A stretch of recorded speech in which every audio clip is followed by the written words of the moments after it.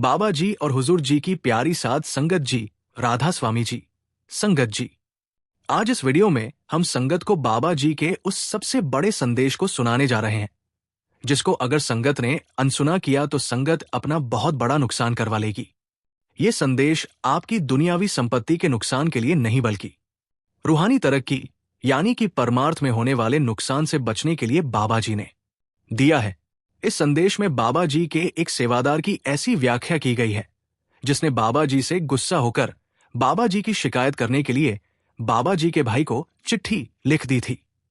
इसके बाद हम आपको एक और घटना के बारे में बताएंगे जिसमें आप जानेंगे कि एक कमाई वाले सत्संगी की जब मृत्यु होती है तो कौन सा अद्भुत चमत्कार होता है।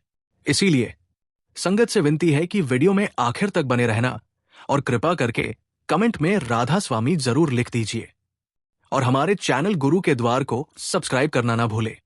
संगत जी, वह कौन सी गलती है जो नाम लेने के बाद करना तो क्या सोचना भी नहीं है और गलतियों की माफी शायद मिल भी जाए, लेकिन इसे एक गलती की माफी ना किसी को मिली है और ना मालिक आगे किसी को देगा।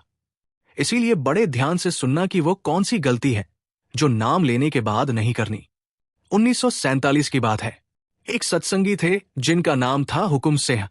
उनका जीवन अनुशासन और श्रद्धा की मिसाल था। वे एक क्षण भी बेकार नहीं बैठते थे। दिन भर तन मन से सेवा करते और रात को पूरी एकाग्रता से भजन सिमरन में लीन हो जाते। संगत भी उन्हें बहुत मान सम्मान देती थी, क्योंकि सभी जानते थे इस जीव पर सद्गुरु की विशेष कृपा है। कमाई में गहरे और सेवा में आगे रहने वाले हुकुम सिंह धीरे धीरे सद्गुरु के इतने करीब हो गए कि वही रहने लग गए। डेरा उनका घर बन गया। दिन सेवा में, रात सुमिरन में बीतने लगी। संगत जी, ऐसा समर्पण बहुत कम देखने को मिलता है और इसी लगन के चलते एक दिन ऐसा आया कि उनके अंदर का आध्यात्मिक पर्दा खुल गया। वे अंदर की झलक पाने लगे। लेकिन कहते हैं ना, जैसे एक झोपड़ी में हाथी नहीं समा सकता, वैसे ही कमजोर मन बड़े रहस्य को सहन नहीं कर पाता। यही हाल हुक्म सिंह का हुआ। वो जो कुछ भी अनुभव करते सब अगले दिन सुबह होते ही संगत में बांटने लगते। ये एक बड़ी भूल थी। गहराई की चीज यदि संयम के बिना प्रकट की जाए तो उसका असर उल्टा होता है। सद्गुरु को जब ये बात पता चली तो उन्होंने हुकुम सिंह को पास बुलाया और बड़े प्रेम से समझाया, हुकुम सिंह, जो मिला है उसे हजम करना सीख, इसे भीतर ही रखना है, बाहर नहीं उड़ेलना। लेकिन हुकुम सिंह उस समय आत्म अहंकार से भर चुका था। उसने जवाब दिया, महाराज, इस समय अगर चारों वेदों का ज्ञाता भी मेरे सामने आ जाए तो वो भी मुझसे मुकाबला नहीं कर पाएंगे। बस ये कहने की देर थी। जैसे ही उन्होंने ये शब्द कहे, सद्गुरु ने कृपा का हाथ पीछे खींच लिया और परिणाम वही हुआ जो होना चाहिए था। जो शब्द उन्हें भीतर से सुनाई देता था, जो अनुभव उन्हें होते थे, वो सब कुछ बंद हो गया। हुकुम सिंह ने बहुत कोशिश की, लेकिन सब बेकार। भीतर का प्रकाश जैसे बुझ गया हो। जब हुकुम सिंह को यह एहसास हुआ कि यह सब सद्गुरु की वजह से हुआ है तो हुकुम सिंह को गुस्सा आया। उन्होंने कहा, अब मैं चाचा जी को यानी बड़े महाराज जी के छोटे भाई को चिट्ठी लिखूंगा और अपनी बात बताऊंगा। चिट्ठी लिखी या नहीं ये किसी को नहीं पता चला, लेकिन वो नाराज होकर डेरा छोड़कर अपने गांव वापस लौट गया। समय बीतता गया। फिर 1948 में सद्गुरु बड़े महाराज जी ने अपना चोला छोड़ा तो हुकुम सिंह वापस डेरा आ गए और वहीं रहने लगे। लेकिन अब जीवन में सुकून नहीं था। उनकी बीवी रूपों से बिल्कुल भी नहीं बनती थी। हर बात पर झगड़ा होता। दोनों के बीच तनाव बना ही रहता। एक बार बीवी रूपों को काले की गांव में किसी साधु को भेजने की जरूरत पड़ी। उसी समय सद्गुरु सरदार बहादुर जी ने खुद कहा, हुकुम सिंह को काले की भेज दो। बीवी ने बात मान ली और हुकुम सिंह वहां भेज दिए गए। अब कालेकी में हुकुम सिंह के पास कोई विशेष सेवा नहीं थी, लेकिन उन्होंने खुद को फिर से साधना में झोंक दिया। अब उनका दिन 3 चीजों में बीतता। नियमित रूप से बिना नागा भजन सिमरन करना, पोथी पढ़ना और छोटी मोटी सेवा करना। संगत जी, भले ही हुकुम सिंह के अंदर का आध्यात्मिक द्वार एक समय के लिए बंद हो गया था, लेकिन उसने कभी भी भजन सिमरन से मुंह नहीं मोड़ा। वो रोज नाम का जाप करता, सच्चे मन से सिमरन में समय देता और अपनी कमाई फिर से संजोने में लगा रहता। वक्त बीतता गया। जब उसके शरीर ने साथ देना कम कर दिया और वो बीमार रहने लगा, तो मालिक की रहमत फिर से चल पड़ी। सद्गुरु ने उसे अपने पास बुला लिया। उसी समय की बात है जब सद्गुरु महाराज को आगरा जाना था। उन दिनों बीबी रखी भी शब्द में गहराई से जुड़ी हुई थी और खुद महाराज रोज उन्हें देखने जाया करते थे। सद्गुरु ने सोचा बीबी राखी से मिलकर हुकुम सिंह का भी हाल ले लूंगा। अभी सद्गुरु उनके पास से चलने ही वाले थे कि हुकुम सिंह खुद वहां पहुंचा। महाराज ने उसे देखा तो प्रेम से कहा, मैं तो तुम्हारी ही तरफ आने वाला था। हुकुम सिंह ने सिर झुकाकर कहा, महाराज मैं एक विनती लेकर आया हूं। सद्गुरु ने पूछा, क्या मांग है तुम्हारी? हुकुम सिंह ने बड़े भाव से कहा, बस एक बार मुझे अपने चरणों में सर झुकाने दीजिए। सद्गुरु महाराज ने मुस्कुराते हुए कहा, मैं तो माथा टिकवा आना पसंद नहीं करता। लेकिन हुकुम सिंह ने पूरी श्रद्धा से जवाब दिया, महाराज अगर ये शरीर उसी गुरु का है जिसने मुझे नाम की अनमोल बख्शिश दी थी और जिसकी कृपा से मैं भीतर की दुनिया से जुड़ा था, तो ये मेरा फर्ज है कि मैं उस शरीर के चरणों में सिर झुका लूं। और अगर ये शरीर मेरे सद्गुरु का नहीं होता तो मैं कभी ऐसा निवेदन भी ना करता। अब साध संगत जी बताइए, कोई सच्चा प्रेमी अपने सद्गुरु के शरीर को नकार सकता है क्या? सद्गुरु ने उस क्षण अपने सद्गुरु का स्मरण किया और कोमल स्वर में कहा, अच्छा झुका लो माथा। जैसे ही हुकुम सिंह ने सद्गुरु महाराज के चरणों में सिर झुकाया, एक चमत्कारी दृश्य घटा। उसी क्षण उसने भाव विभोर होकर कहा, मुझे मेरी 16 वर्षों की भजन सिमरन की कमाई फिर से मिल गई है। जो सब कुछ मेरे भीतर बंद था वो अब खुल गया है। मेरी संभाल हो गई है। सद्गुरु बड़े महाराज जी ने मुझे माफ कर दिया है और वो मुझे लेने आ गए हैं।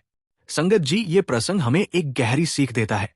जब कोई शिष्य अपने अंदर कमाई का अभिमान पाल लेता है तो वो गिर जाता है, भीतर का द्वार बंद हो जाता है। यही समय होता है सच्ची परीक्षा का।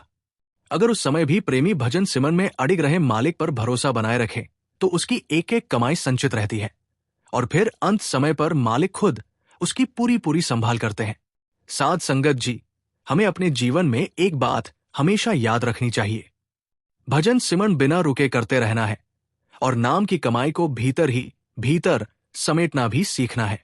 कई बार संगत में देखा गया है कि कुछ सत्संगियों पर जब मालिक की रहमत बरसती है और उन्हें भीतर से अनुभव होने लगते हैं तो वे उन अनुभवों को दूसरों से बांटने लगते हैं, लेकिन यही बात उनके लिए रुकावट बन जाती है।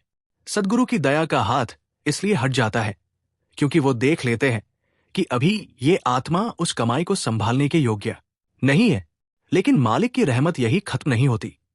जब वो देखता है कि अब सत्संगी भीतर से मजबूत हो गया है, विनम्र हो गया है और कमाई को संभालने लायक बन गया है, तब वही कृपा फिर से लौट आती है।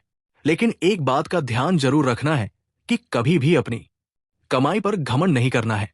बाबा जी भी बार बार हमें यही बात समझाते हैं कि जो भी अनुभूति मिले उसे अपने भीतर संजो कर रखो। उसे बताने की कोई जरूरत नहीं, क्योंकि अगर वो बाहर निकली तो रूहानी सफर वही ठहर जाएगा। साध संगत जी, कई बार ऐसा भी होता है कि कुछ अभ्यासी ऐसे अनुभव करते हैं कि उन्हें पहले जो शब्द की धुन सुनाई देती थी वो बंद हो गई है, नजारे दिखने बंद हो गए हैं। ऐसे में वे निराश होकर भजन सिमर ही छोड़ देते हैं। लेकिन यही तो वो समय होता है जब मालिक हमारे धैर्य और प्रेम की परीक्षा लेता है।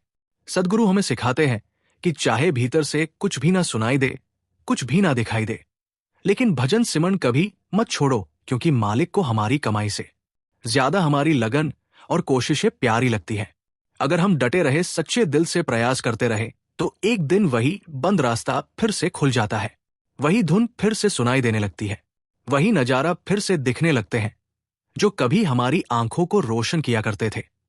इसलिए साध संगत जी, संत महात्मा हमेशा यही फरमाते हैं, हमें नाम की धुन सुनाई दे या ना दे, अंदर कुछ विशेष अनुभव हो या ना हो, हमें रोज भजन सिमरन में बैठना है, मालिक की भक्ति में लगना है, क्योंकि मालिक हमारी इसी तड़प और सच्चे प्रयास को देखकर एक दिन वो कृपा कर देता है जिसकी हम कल्पना भी नहीं कर सकते। संगत जी, अब आप जानेंगे कि एक सत्संगी जिसने नाम की कमाई कर रखी हो, उसकी मृत्यु के समय क्या होता है, कौन सा चमत्कार होता है। एक छोटे से गांव में एक बेहद कमाई वाली सत्संगी माई रहा करती थी। उम्र ने उन्हें बहुत कुछ सिखाया था। करीब 10 साल की उम्र में उन्होंने अपना शरीर त्याग बड़े महाराज जी से उन्हें बरसों पहले नाम की बख्शीश मिली थी और तब से लेकर अंत तक वो नाम की कमाई में डूबी रही। उनकी आत्मिक स्थिति ऐसी थी कि उन्हें किसी भी दुनियावी चीज से न लगाव था और ना डर था। गांव का हर सत्संगी उन्हें श्रद्धा से माई कहता और उनके हर वचन को मान लेता था। माई न सिर्फ नाम की पक्की थी बल्कि सेवा में भी अग्रणी थी। डेरे ने उन्हें सेवा जत्थे की जिम्मेदारी भी सौंपी हुई थी और उन्होंने हर काम को ऐसे निभाया जैसे वही उनकी सांसें हो। उनकी सेवा के प्रति निष्ठा ऐसी थी कि कभी कभी घर से सत्संग घर तक कोई साधन नहीं मिलता था, लेकिन माई के अंदर सेवा की ऐसी लगन थी कि वो माई पैदल ही चल पड़ती थी। माई के 2 बेटे थे, दोनों की अलग अलग दुकानें थी और जीवन में काफी व्यस्त रहते थे। माई ने कई बार उन्हें समझाया कि नाम ले लो क्योंकि यही असली पूंजी है, मगर बच्चों का ध्यान अपने धंधों में ज्यादा था। फिर भी बड़े बेटे ने मां के कहने पर नाम की दांत प्राप्त कर ली, लेकिन छोटा बेटा संसार में ही खोया रहा। जब माई का अंतिम समय आया तो ये कोई साधारण विदाई नहीं थी। जैसे ही खबर फैली कि माई की हालत नाजुक है, गांव और आसपास के गांवों की संगत उनके घर पहुंच गई। हर किसी के चेहरे पर उदासी थी, लेकिन दिलों में माई के लिए अगाध प्रेम था। कुछ संगत उन्हें उस अवस्था में देखकर रोने लगे और कुछ सत्संगी बहुत भावुक हो गए, लेकिन तभी माई ने अपने दोनों हाथ ऊपर उठाए और आंखों से इशारा किया, रोना नहीं है, हंसो, मुझे कोई रोता हुआ नहीं दिखना चाहिए। उन्होंने ये इशारा 2 बार किया। दरअसल उनके प्राण जाने से करीब 10 से 15 मिनट पहले ही उनकी आवाज चली गई थी, लेकिन उनका संदेश अब भी उतना ही शक्तिशाली था। उन्होंने हाथों से इशारा करके सबको कहा कि रोना नहीं है। यह दृश्य अत्यंत अद्भुत था। एक और मृत्यु समीप थी और दूसरी ओर एक आत्मा जो मुस्कुरा रही थी। माई के चेहरे पर एक गहरी शांति और दिव्य मुस्कान थी, जैसे कोई साधारण देह नहीं, एक पहुंची हुई आत्मा विदा ले रही हो। और सच में माई बहुत पहुंची हुई रूही थी। और जब संगत ने माई की बात मानकर हंसना शुरू किया तो वो क्षण जैसे किसी आत्मिक रोशनी से भर गया। सच कहें तो ऐसा साहस, ऐसी मुस्कान और ऐसी चेतना केवल वही आत्मा दिखा सकती है जो सच में गुरु की शरण में हो, जिसने नाम की कमाई करके जीवन को सफल किया हो। वरना आज के समय में कितने लोग हैं जो सोते हैं और सुबह उठ भी पाएंगे या नहीं इसका उन्हें कोई होश नहीं, लेकिन जो नामदान की दान से जुड़े होते हैं उन्हें पहले से ही एहसास हो जाता है कि अब जाने का समय आ गया है। वे भीतर से पूरी तैयारी कर लेते हैं और उसी आत्मिक तैयारी की मिसाल थी। ये मां मृत्यु से कुछ समय पहले माई बार बार सभी को भजन सिमरन में लग जाने के लिए कह रही थी। ये विदाई नहीं बल्कि एक मिलन है जो मेरा मेरे सद्गुरु से होने जा रहा है। इसी दौरान माई ने अपने बड़े बेटे को बुलाकर संकेत दिया कि मेरे पास वही लोग रहें जिन्हें सद्गुरु से नाम की दांत मिल चुकी है, बाकी सभी बाहर चले जाएं। माई की यह बात सुनकर संगत पहले तो थोड़ी हैरान हुई, लेकिन फिर सभी ने उनकी आज्ञा का पालन किया। जो नामदान प्राप्त कर चुके थे वही कमरे में रुक गए, बाकी सभी विनम्रता से बाहर चले गए। इसी बीच माई का छोटा बेटा भी कमरे में आ गया। माई ने फिर उसी शांति से उसे भी बाहर जाने का इशारा किया। शुरू में किसी को समझ नहीं आया कि माई ऐसा क्यों कर रही है। अंतिम समय में अपने ही बेटे को भी बाहर भेज देने के पीछे का कारण किसी को समझ नहीं आया, लेकिन कुछ समय बाद जब अभ्यासी सत्संगियों से बातचीत हुई तब ये सत्य सामने आया। किसी अभ्यासी ने बताया कि जब कोई सच्चा सत्संगी शरीर छोड़ता है तो उस क्षण उसे वो सब दिखाई देने लगता है जो साधारण आंखों से नहीं दिखता। उसे अनुभव हो जाता है कि गुरु किसके सिर पर है, कौन नाम में जुड़ा है और कौन नहीं। उस अंतिम वक्त ऐसी रूह केवल उसी के पास रहना चाहती है जो मालिक से जुड़ा हो, जिसका मन भजन सिमरन में लगा हो। और यही वजह थी कि माई चाहती थी कि उनके आसपास केवल वही हो जिनको नामदान मिल चुका है। माई के इशारे के बाद अब कमरे में सिर्फ वही संगत बची थी जो नामदान प्राप्त थी। वातावरण एकदम शांत और पवित्र था। तभी माई ने अपने दोनों हाथ ऊपर उठाए हाथ जोड़कर सबको अंतिम विदाई दी। उनके चेहरे पर एक अलौकिक मुस्कान थी, जैसे किसी ने जीवन की सारी साधना पूरी कर ली हो और अब अपने असल घर लौटने की खुशी से मुस्कुरा रहा हो। कुछ ही पल बाद माई ने आंखें मूदी और बिल्कुल शांत भाव से मुस्कुराते हुए इस दुनिया को अलविदा कह दिया। ऐसी विदाई कोई साधारण रूह नहीं कर सकती। ये केवल उन्हीं सत्संगियों के नसीब में होती है जिन्होंने जीवन भर नाम की कमाई की होती है, जिन्होंने मालिक के हुक्म में रहकर सेवा, सुमिरन और भक्ति को अपनाया होता है। माई की ये शांत, सुंदर और आध्यात्मिक विदाई देखकर हर कोई स्तब्ध रह गया। संगत के लिए ये एक बहुत बड़ा अनुभव था। बहुत से लोगों की आंखें नम थी, लेकिन इस बार वो आंसू दुख के नहीं थे, बल्कि प्रेरणा के थे। उस दिन बहुतों को ये समझ आया कि सद्गुरु बार बार क्यों कहते हैं, भजन बंदगी करो, नाम से जुड़ो। क्योंकि जब जीवन का अंतिम क्षण आता है, तब कोई सांसारिक वस्तु, पैसा, रिश्तेदार या प्रतिष्ठा हमारे साथ नहीं जाती। केवल हमारी भजन बंदगी, हमारी कमाई ही साथ जाती है। और यही कारण है कि सद्गुरु हमें हर बार समझाते हैं, भाई जितना समय मिल रहा है उसे सच्चे नाम की कमाई में लगा लो। अंत समय में वही तुम्हारा सबसे बड़ा सहारा बनेगा। उसी क्षण एक सत्संगी ने संगत को माई की एक बहुत अद्भुत बात भी बताई। उन्होंने बताया कि एक बार की बात है, संगत के साथ मिलकर माई सेवा में जुटी हुई थी। उस दिन घास काटने की सेवा चल रही थी और सभी सेवादार पूरे मन से जुटे हुए थे। हर कोई अपनी अपनी जगह पर सेवा कर रहा था। माहौल में एक शांत भक्ति का भाव फैला हुआ था। इसी बीच अचानक किसी की नजर घास में पड़े एक सांप पर पड़ी। बस फिर क्या था, वहां मौजूद सभी संगत घबरा गए। अफरातफरी मच गई। हर किसी को अपनी जान की फिक्र सताने लगी और लोग इधर उधर भागने लगे। शोरगुल के बीच डर का माहौल बन गया था। लेकिन उस हड़बड़ाहट में भी एक चेहरा बिल्कुल शांत था, और वो चेहरा था इस माई का। वो ना डरी ना पीछे हटी, जैसे कुछ हुआ ही ना हो। संगत के अनुसार माई वैसे ही सेवा करती रही जैसे सांप आने से पहले कर रही थी, और माई को इस बात से कोई फर्क नहीं पड़ रहा था कि आसपास क्या हो रहा है। उनके चेहरे पर ना कोई चिंता थी, ना कोई भय। वो बस सेवा में लीन थी, जैसे हर सांस सेवा ही बन गई हो। वहां खड़ा हर शख्स इस दृश्य को देखकर अचंभित था। बाकी सभी तो अपनी जान बचाने में लगे थे, मगर माई वो तो बस मालिक की सेवा में रम गई थी।